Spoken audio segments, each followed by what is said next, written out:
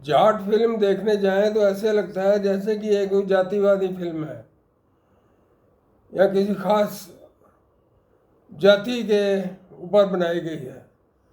लेकिन जब हम उस फिल्म को ध्यान से देखें और जो मार काट मार धाड़, बहुत विभत्स किस्म की मार धाड़ जो उसमें होती है कि गर्दनें काट दी जाती हैं और फिर बिना गर्दन की लाशों को दफना दिया जाता है खेतों में, तो उसको उसके बीच में से देखें, ध्यान से अगर देखें उस फिल्म को तो पता लगता है कि ये फिल्म जो है राम सेतु को ध्वस्त करने की जो योजना बनाई थी कांग्रेस सरकार के अंदर, उस योजना को बेनकाब करती है।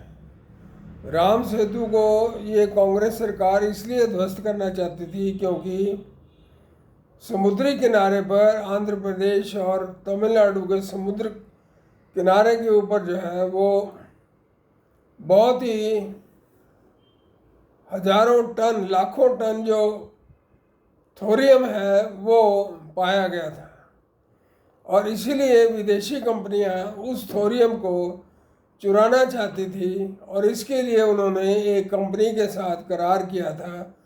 उस समय डीएमके की सरकार थी और चर्च जो था वो भी बहुत एक्टिव था उन दिनों में।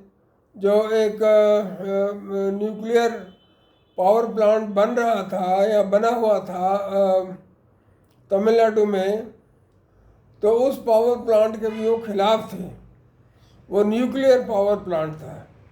वो थोरियम जो है वो थोरियम इतना मतलब अधिक मात्रा में है वहाँ पर कि उससे अगले 500 साल तक भारत को बिजली सप्लाई की जा सकती थी।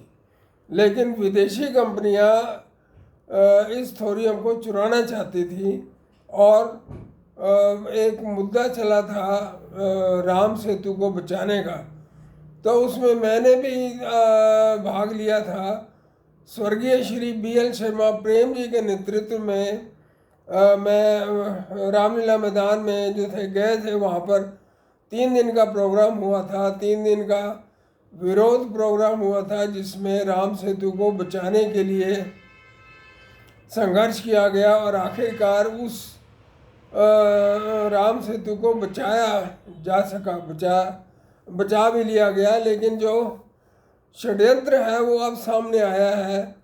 जैसे कि उस फिल्म में, जाट फिल्म में दिखाया गया है कि जो सैटेलाइट्स हैं अमेरिकी सैटेलाइट्स, वो उन्होंने देखा है कि उस इलाके में, आंध्र प्रदेश और तमिलनाडु के इलाके में जो है वो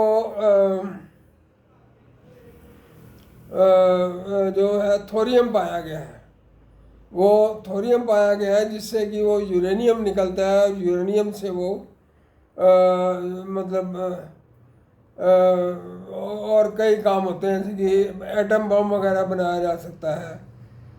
2 एटम बम जो गिरे थे जापान में, उन एटम बमों के गिरने से यूरेनियम की ताकत का पता चला और वो यूरेनियम थोरियम में से पाया जाता है।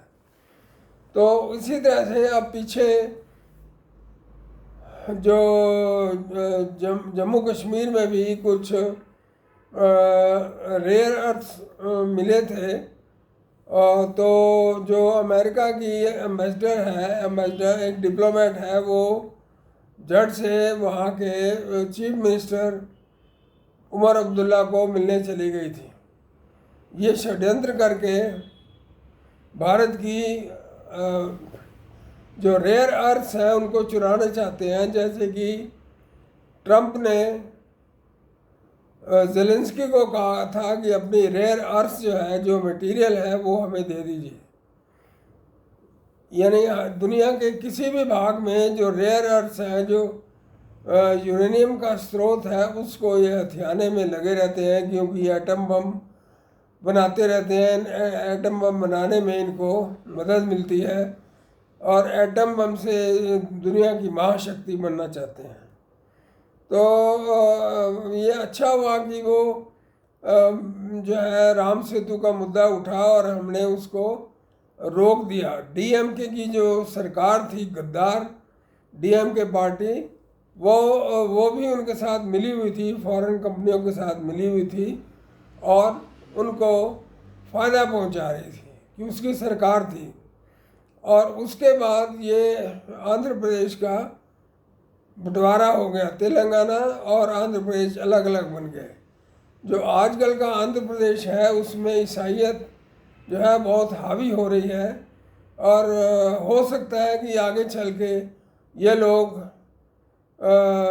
चर्च के साथ मिल के जो है ना फिर कोई ऐसा बखेड़ा शुरू करें जिससे कि वो जो थोरियम है उसको वो चुराया जा सके।